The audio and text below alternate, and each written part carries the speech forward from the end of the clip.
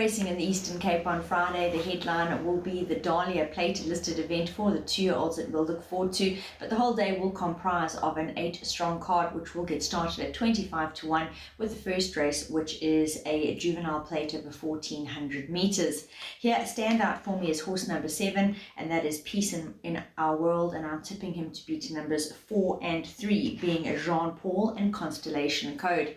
Now, for me, number 7, and that is Peace in Our World, stands out. I think that the colt, although only having the one run under the belt, showed really impressive turn of foot that day. He was caught out by Greeners. He had fallen back in the running, but he showed a really smart acceleration to make up lengths and round up third behind Norton Sound that day, taking on winners as well. So do take that into account. He's back to maiden only company, and with the natural progression that is expected from a run like that and the ability that he showed in that run, I do think he's going to be the horse to follow. Horses to follow him home, Jean Paul and Constellation Code. They both met last time out behind Safari Blue, and that day ran 2nd and 3rd respectively. And I've stuck with that form line and tipped them to run as such again. In race 2, maiden plate over 1400 meters, my first 3 numbers are 1, 4 and 3. Leading here with newcomer Blinking from another newcomer, Life on Mars, and then rounding up in 3rd with the local Al Qasim, who is in really good form. I do think though that Blinking really relocates with a type of solid maiden Western Cape form that may just prove too hard to oppose here. He'll be ridden by Richard Fleury. Does have a wideish draw, but I think in a small field it's not the end of the world, and I do think he's going to be the horse to beat. Life on Mars also relocates from the Cape. He'll step out for the Gavin Smith yard. He's certainly not disgraced either by the form with which he relocates, and he should be in the mix. Number 3, Al Qasim, as his form attests to, is doing everything except win in his last 4 starts. Has found the 2nd and 3rd boxes in all and should be thereabouts again. Got the claim 2.5 as an advantage, and he's drawn neatly in gate 2. Race 3 is another maiden plate, and this is for the fillies and mares over the 1200 meter trip. I will say that while we have some really nice form in the previous maiden plate, this one is more open with a bit of a lack thereof. I think the horses that have the only real standout form being numbers 4 Shahidi and 3 Rooibos, it does look like it could come down to a battle between them. I have tipped them in that order and then rounded up with the 2-year-old taking on older in the way of number 12 Jungle Promise. I've elected to go with number 4 Shahidi ahead of number 3 Rooibos because Shahidi just seems to have run her better races over 1200, whereas Rooibos seems to have done her better efforts over the 1000 meter trip. So I think that could be a telling fact here. Shahidi and Rooibos both in good form, both yards happy with the work that they're putting up back home, and both yards expecting them to be competitive. So yeah, it's going to be hard to split them. As far as Jungle Promise is concerned, she does take on older, but touching on the fact again that this is a very open field and she's showing steady improvement in her career to date, I do think she can find the frame. As we move on to race 4, so we step up in distance, and race 4 will be a conditions plate for fillies and mares to be run over the 2000 meter trip. I do think it's a very interesting field, because I do think the weights really open it up. I have elected to go for number 5, First Street. I really liked the way that this filly won last time out. She won full of authority. She looked magnificent on the day, and she really put in a powerful late run to beat the favourite and Cape Raider that day, Follow the Star, and that is certainly a run that she merits respect on. I do think, however, a horse that we can see good improvement from on the fact that she would have needed her run, it was over a little bit short, and she comes in very well weighted here, would be number 6, Flame Tree. I don't think she's a horse to leave out here. If you look at her weight advantages to the horse that I have tipped to win in the way of First Street, and the horse that I will be tipping in 3rd, and that is number 4, Mifford 2, she really gets a lot from them. At the ratings, she should get 3 kilos from First Street. She should give, should I say, First Street 3 kilos, and she's getting a kilo from her. And Mifford 2 should be getting 9 kilos from her, and Mifford 2 is giving her 3 kilos. It's huge amounts of weight, and I do think that could see Flame Tree as a huge danger here. I do think, though, there was a lot to like about Mifford 2's run last time out, and though she steps up in class, she showed some great determination coming from an impossible position against slightly weaker last time out, and I do think at the moment really holding form well. She can't be left out. Race 5, also over the 2,000 metre trip, is the Racing Association Pinnacle Stakes. And here, of course, number 1, Atjob, is a horse that comes in very well weighted here. I will be tipping him to win. And the horses behind him, I like the likes of number 4, Aranjuez, and number 6, Seeking Wisdom. Now, Atjob, I do think if you have a look at his prior form, his last is best disregarded. He really stopped to nothing in his last, but he is a much better horse than that. That was a run in the Highveld, and I think back in Port Elizabeth, where he holds a good advantage at the weights and has proven himself over course and distance, we should see him bounce back. The yard are expecting better.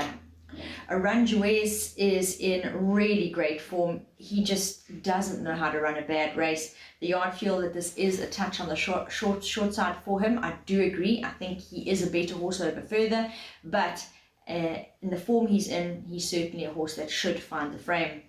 Number 6, Seeking Wisdom. Now, she is ideally suited to course and distance, and this gallant daughter of Elusive Fort is more about the action than not. In her penultimate start, recording her 8th career victory, she is very much a runner here. Race 6, we cut all the way back to the 1,000 metre minimum sprinting trip for a merit rated 88 handicap, and here 2, 4 and 7 are the numbers I will be going with. Broadside, horse number 2, his form does speak for itself, and I think if you go back and you have followed him, you've got to feel that he has been a touch unlucky on a couple of occasions where he looked like he had it all sewn up and just didn't get it right. I think he is a very big runner here. His main danger for me is number 4, Stranger Danger. They met last time out behind What a Winner in the Fairview Flying 5, and Stranger Danger that day had coped incredibly well with the huge leap up in class that he took, and that just proves that he's proved his mettle and he needs to be respected. Number 7 is another horse that could get a look in for the placings. That's Winging It. He will take a significant step up in trip here, but I will say once you've looked past the 2 horses being Broadside and Stranger Danger, the field does look really open as far as those placings are concerned, and in the current form he's holding, he should find the first 4. Race 7, our feature of the afternoon, the listed Dahlia Plate. Not the hugest of fields, but we definitely have some nice form. And I think the main horses that catch the eye first of all here would be the entries of Norton Sound and Whatever Next, horses 2 and 3 respectively. I am tipping them the other way around. Whatever Next got the better of Norton Sound last time out, albeit not by a large margin, half a length. I'm sticking with him for the win though, tipping Norton Sound in second. And then I like a little bit of number 6, Pot Socks, the filly, taking on male opposition as far as third is concerned. Now, Whatever Next, he really won a good race last time out. Him and Norton Sound not disgraced. They fought it out for the East Cape Nursery. It went the way of Whatever Next, who's having his third start there, and he recorded his 2nd career win. Number 2, Norton Sound, he had done things the other way around, and he had won his first 2 starts last time out, just finding Whatever Next half a length too good, and he ran into second. There is very little between these 2 horses, and nothing saying that Norton Sound can't swing it on Whatever Next, so I think it's going to be tight between the 2 of them. I was really impressed with number 6, Pot Socks' run last time out. She won her maiden, so this is quite a stiff post-maiden run for her. But in saying that, she beat male opposition really, really easily. 3 1/4 length, the victor over A-grade Marmalade, the fastest finisher that day, over 1,200, albeit on Polly. I just think that, she could really make her presence felt here. A-grade Marmalade came out to win his next, and although it was a hard-fought affair with the second horse, the rest of the field were well beaten. I think that adds merit to Pot Socks' win, and she could be a very interesting runner. Last of the day, we'll run over the 1,400 metre trip. It's a merit rated 75 handicap, race 8. and my numbers here are 1, 2, and 6. Dirty Martini won very easily on local debut and followed up with a good second last time out when just finding the well-supported Cape Raider Winter's Awakening too good. I do think that though he's drawn a little bit wide here, he's going to put in a really bold bid again. Number 2, Moon Game, recorded his second career win last time out. He's proven especially effective over course and distance. He's holding form, and I do think he's going to be the horse that Dirty Martini has to beat. Number 6, Teophilia, interesting runner for me. I do think that last run can be totally disregarded. His prior form proves him capable of a lot better. And having predominantly raced over the 1200 meter sprinting trip of late, I think it's going to be very interesting to see him step up to the 1400. Expect better from him. He should be in the mix. The PA will get underway at 1:10 with a maiden plate over 1400 meters, and I start the PA off with a bang. I'm going to bank a number 1, Bling King. I do think that the Western Cape form that he relocates with should prove really hard to oppose, and it would be somewhat of a surprise if he missed the first 3. So definitely going to bank a number 1, Bling King, for the first leg of the PA. Moving on to race 3, and as far as the second leg is concerned, I go a little bit wider, 3, 4, and 12. So Rooibos, Shahidi, and Jungle Promise are all entries for me in what could turn out to be a little bit of an upset race. Whenever these maidens are open, you sometimes go in and better to go a little bit wider because strange things do happen. Race 4, and I also go a little bit wider, 4, 5, and 6 are my entries here. A lot of respect for the way that Mifford 2 coped with a very bad situation last time out, and even though up in class, I do think she's going to run a big race. Likewise for number 5, First Tree, who was a great winner last time out. And Flame Tree, horse number 6, is so well in at the weights, she's got to be included.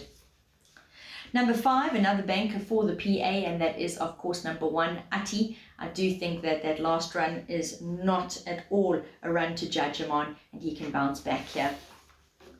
Race 6, another banker, number 2, Broadside. I do think his main danger here is Stranger Danger, but as far as the first 3 are concerned, I think Broadside is a safe banker for the 5th leg of the PA.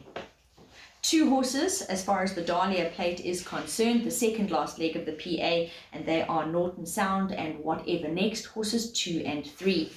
Rounding up, I go a little bit wider, 1, 2, 3, and 6 will be the horses. Dirty Martini and Moon Game admittedly are the horses that catch the attention, but I think if you go a little bit wider, you can make a case most definitely for a consistent horse like number 3, Soleil, and number 6, Teophilia, who as a rule is never far back as well.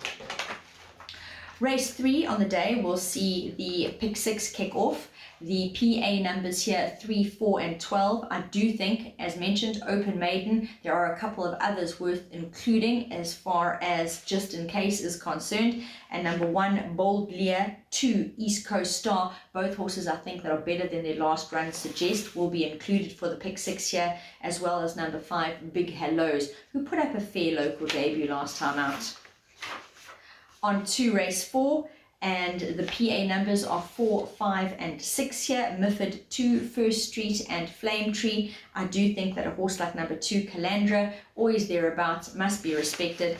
And number 8, Meerkat, with no weight to carry, drawn well, and having featured, although again slightly weaker, male opposition in her last 2, are worth including. Race number 5, and Ati, horse number 1, will be my PA banker as well as my pick 6 banker. So I'm hoping that Ati can fly that flag as far as the pick 6 is concerned and really run a cracking race. Race 6, number 2, Broadside, was a PA banker. I do think when it comes to the pick 6 though, you have to include number 4, Stranger Danger. There is really nothing between these horses in their last run behind What a Winner in the Fairview Flying 5, and I do think they'll be fighting it out. Moving on to the Dahlia plate, the penultimate leg of the pick 6. The PA numbers of 2 and 3 are definite inclusions. I do think, though, if you're looking for horses to beat those 2, you really have to consider a couple. And number 1, Cruisador, is definitely one of them. The yard do feel the racing tactics last time out didn't suit. They're going to get him back to his pacey racing style. And considering his first 2 runs resulted in 2 wins with those tactics, he definitely must be respected. Number 4, Safari Blue, could be anything, having his post-maiden run off of an easy maiden win last time out. And that pretty much sums up number 6, Pot Sox as well, who, though once again taking on male opposition, beat them soundly last time out and really could be an interesting runner here. Last of the day will be the last leg of the pick 6. PA numbers 1, 2, 3, and 6. Just one addition for the pick 6 here, and that's number 5, Waldorf Astoria. The Fastnet Rock mare really ran on well last time out, ran one of her best races so far in Port Elizabeth, and does look to be coming to hand. As far as the jackpot is concerned, it follows the same lines as the pick 6. In fact, the only leg that it differs in is the second leg, and here where I have bankered Atyab in both my PA and my pick 6, I do cover, just in case he's not 100% back to himself. When looking for a horse to beat him though, you've got to go quite wide, as the field does open up after that. Number 2, Rock Aloe, 4, Aranjuez, 6, Seeking Wisdom, and 8, Miras are the horses I have included as far as that leg of the jackpot is concerned. So I do bolster up there. As far as my value bet and my best bet on the day are concerned, I will be honest, I battled to find value here. It really does look like the horses who are the fancied horses have a good shout at coming home, and I have elected to go with 2 best bets instead, and they fall earlier in the afternoon. In race 1, horse number 7, Peace in Our World, I think looks very hard to oppose on a very encouraging debut run last time out. I think he's going to be hard to beat. And likewise in race 2, number 1, Bling King, new to the Eastern Cape. He's got some stout Western Cape form. The yard are expecting a good run, and for me those 2 horses look to be the best bets on the card. That's a roundup, a little breakdown of what to expect on Friday. I hope you have a brilliant afternoon.